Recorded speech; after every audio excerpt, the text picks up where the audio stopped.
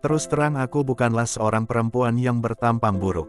Setidaknya itu menurut suamiku. Aku tak perlu menyebutkan seperti apa kelebihanku secara fisik, karena menurutku itu kurang patut. Cukuplah bagiku, pendapat dari suamiku sendiri ketika dia senantiasa mengingatkanku untuk selalu menjaga diri dan kehormatanku sewaktu bekerja. Pada suatu hari aku berkesempatan mengunjungi orang tua yang sebenarnya masih satu kota denganku, datang ke sana sendirian karena suami harus mengurusi pekerjaannya keluar kota. Sebenarnya walaupun tinggal di satu kota, aku tergolong jarang bertandang ke rumah orang tua, karena kesibukan. Rata-rata aku hanya berkunjung sebulan sekali. Entah mengapa saat itu di rumah terlihat sepi, tak terlihat tamu-tamu yang biasanya menjadikan rumah orang tuaku sebagai pangkalan pertemuan. Maklumlah orang tuaku adalah salah satu sesepuh partai besar di negeri ini. Jadi agak terasa janggal melihat suasana rumah begitu sepi, karena biasanya tamu-tamu ayah selalu datang silih berganti seperti tak mengenal waktu. Saat itu di rumah hanya ada ayah ibu, Mbak Erni kakak kandungku, dan Pak Siraj yang menjadi tukang pijat ayah sekaligus penasehat spiritual ayahku sejak SMA dulu. Aku pun nimbrung dan ngobrol-ngobrol dengan mereka semua. Sesekali kulihat ayah yang meringis kesakitan karena telapak kakinya direfleksi oleh Pak Siraj. Ayahku sudah cukup lama mengidap diabetes, bahkan sering keluar masuk rumah sakit kalau gula darahnya melonjak di atas normal. Tidak jarang pula ayah harus menjalani terapi insulin karena pankreasnya sudah kurang berfungsi.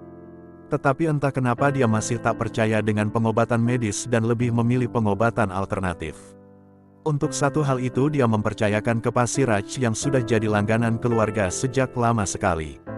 Adapun Pak Siraj sendiri hanyalah tukang pijit biasa yang tak punya kelebihan supranatural seperti yang sering dibicarakan keluargaku. Umurnya sekitar 67-an, kulit gelap, kurus tinggi.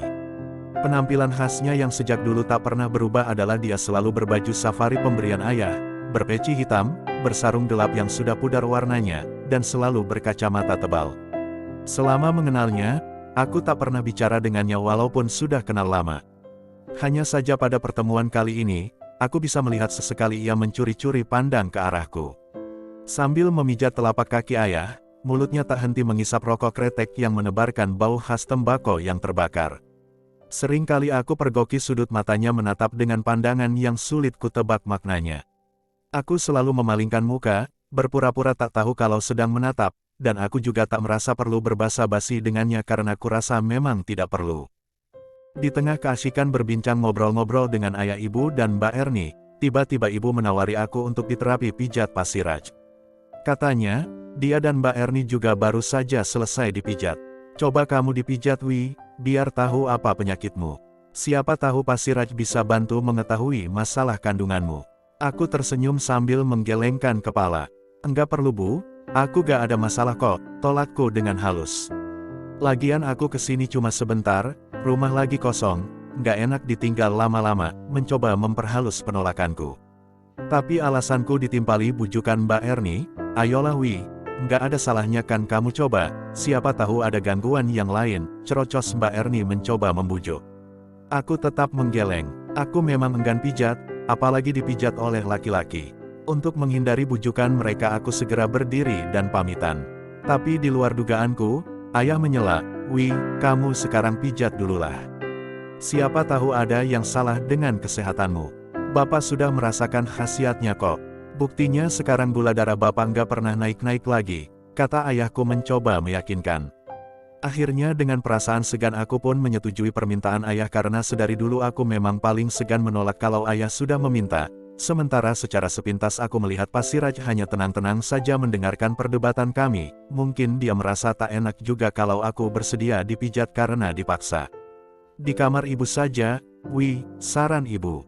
Mbak Erni mendukung saran ibuku. Iya Wi, tadi tempatnya sudah kurapikan lagi kok. Mau tak mau dengan perasaan enggan aku pun masuk ke kamar ibu yang tempatnya tak jauh dari ruang tamu, sementara Pak Siraj membuntuti langkahku dari belakang. Sesampai di dalam kamar ibu, aku membiarkan pintu tetap terbuka, sementara aku langsung tengkurap di ranjang. Tetapi di luar dugaan Pak Siraj menyuruhku berganti baju dulu. Maaf Jeng, saran saya, sebaiknya Jeng Dewi pakai sarung atau kain saja, supaya mudah memijatnya, ujar Pak Siraj. Tentu saja aku keberatan, berarti aku bakalan setengah telanjang dong, di depan dia. Wajahku yang mendadak berubah kesal langsung tertangkap mata lelaki tua itu. Tetapi tampaknya dia memahami keenggananku. Dengan sopan dia mencoba memberi pengertian yang sebenarnya aku juga sudah tahu. Jeng Dewi, sampeyan mungkin sudah tahu kalau busana yang ketat memang kurang baik untuk kesehatan, apalagi celana semacam itu, ujarnya sambil memandang celana jeans ketatku. Kalau saya pijat seperti itu, nanti hasilnya malah kurang baik, soalnya mengganggu peredaran darah, katanya memberi alasan. Lagi-lagi aku terpaksa kehabisan akal untuk menolak bujukan orang tua ini. Aku bergegas membuka-buka lemari ibu, mencari-cari kain atau sarung.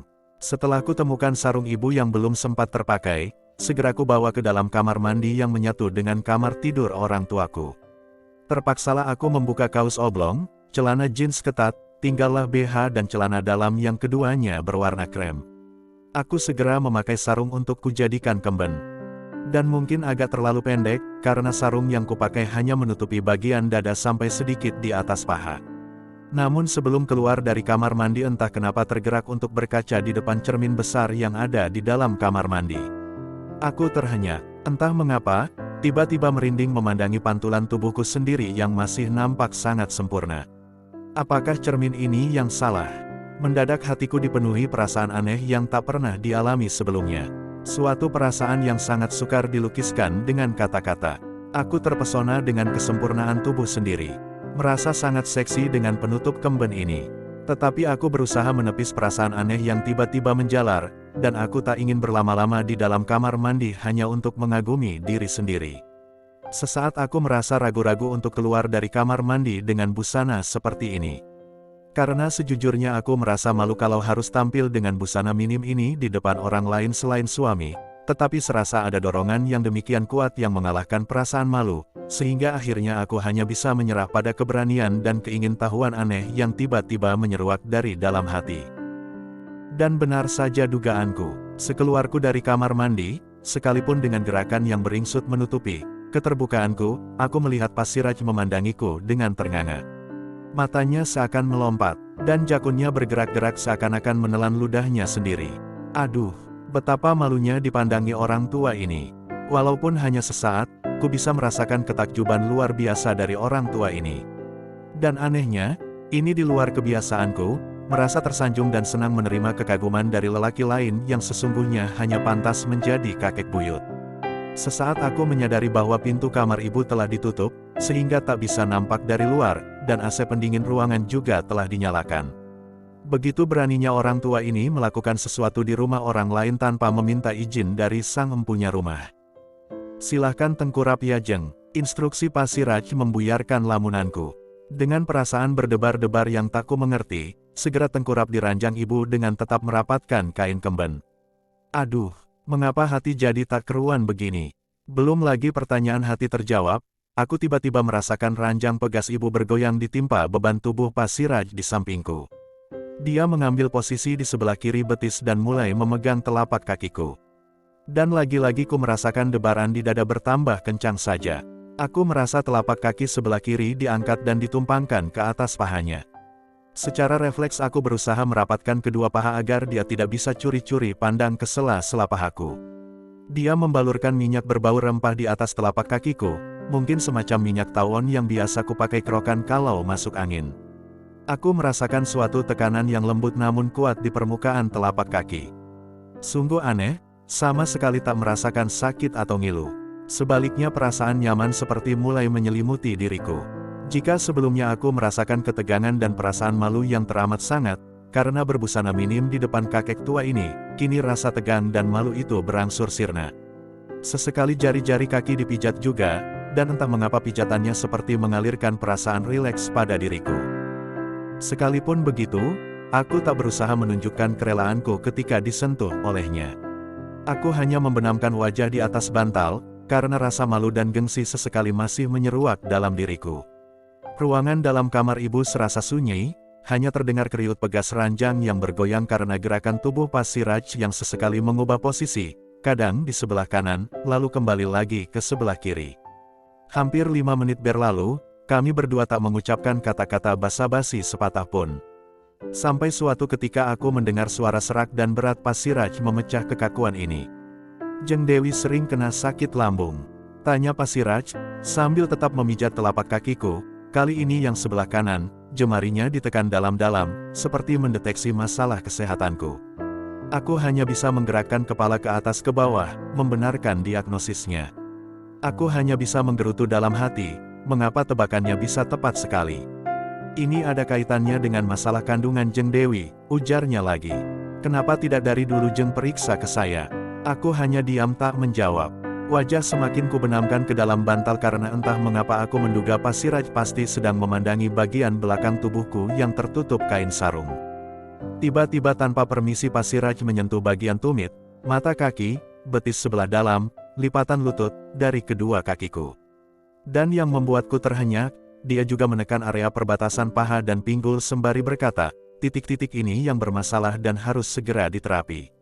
Terus terang, sekalipun Pasiraj sudah menjelaskan seperti itu, aku merasa tidak terima dengan perlakuannya, yang tanpa permisi dulu. Tetapi alih-alih aku memprotes kelakuannya, yang keluar dari mulutku justru, sakit ya Pak kalau diterapi di situ.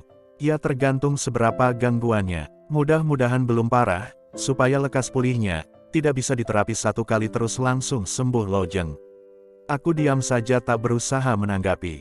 Giliran kedua betisku sekarang dilumuri minyak urut, lalu dirata dengan mengusap agar merata, hingga aku merasakan licin sekali. Kemudian diurutnya dengan tekanan yang lembut, dari arah bawah dekat mata kaki ke atas sampai lipatan lutut. Entah mengapa aku tak merasa sakit sama sekali, sebaliknya justru aku merasa enak bercampur geli sehingga beberapa kali secara refleks aku menggelinjang menahan geli. Akibatnya kain sarungku malah tertarik ke atas.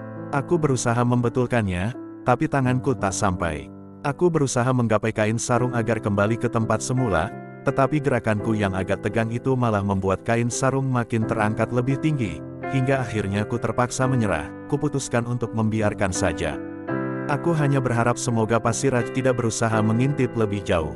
Entah mengapa ku merasa tegang sekali saat itu, karena suatu sebab yang tidak kupahami. Mungkin aku merasa tidak terima karena tubuh ini disentuh lelaki, selain suamiku, atau malah sebaliknya, aku hanya ingin mengingkari saja. Apalagi tanpa kusadari mulai bisa menerima dan merasa nyaman dengan pijatan Pak Tua ini.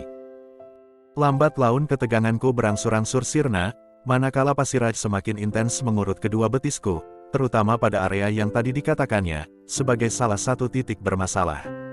Ditambah lagi minyak urut yang dioleskan ke betisku semakin banyak, jadi makin terasa licin dan enak ketika jemari Pak Tua yang kasar itu meluncur di atasnya.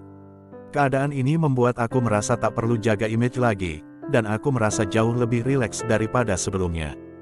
Dan silih berganti betisku yang sebelah kanan dan kiri dipijat secara bergantian. Malahan sesudah itu kedua betisku diurutnya secara bersama-sama dari bawah ke atas dengan polesan minyak urut yang lumayan banyak. Makin lama aku merasakan pijatan Pasiraj mulai menjalar naik ke lipatan lututku sebelah kanan dan kiri bersamaan. Entah mengapa ketika itu aku merasa geli bukan main, tetapi bukan rasa geli yang membuat orang menggeliat-geliat, sebaliknya malah menerbitkan rasa nyaman yang tak terkira. Tetapi entah mengapa tiba-tiba hatiku gelisah, tiba-tiba saja perasaan aneh yang sempat kurasakan di kamar mandi tadi menyeruak lagi bersamaan dengan pijatan-pijatan lembut yang dilakukan Pasiraj yang terkadang menyentuh paha dalamku, merasa seluruh pori-pori di tubuhku merinding, dan permukaan kulitku makin sensitif. Pijatan-pijatan Pasiraj lambat laun seakan mengalirkan sensasi-sensasi aneh dalam tubuhku, yang membuat tubuh ini terkadang menggelinjang tanpa kusadari. Hatiku semakin kebat-kebit tak keruan manakala pijatan itu mulai naik ke paha. Terlebih lagi, tanpa permisi Pasiraj menyingkap kain sarungku hingga tepat ke bawah pinggul. Dinginnya AC langsung menerpa kedua pahaku yang sekarang terbuka. Aku mendadak menggigil, bukan karena kedinginan, melainkan aku menyadari bahwa Pasiraj sekarang bisa memandangi seluruh pahaku dengan leluasa. Yang lebih memalukan lagi, mungkin dia juga dapat melihat celana dalamku.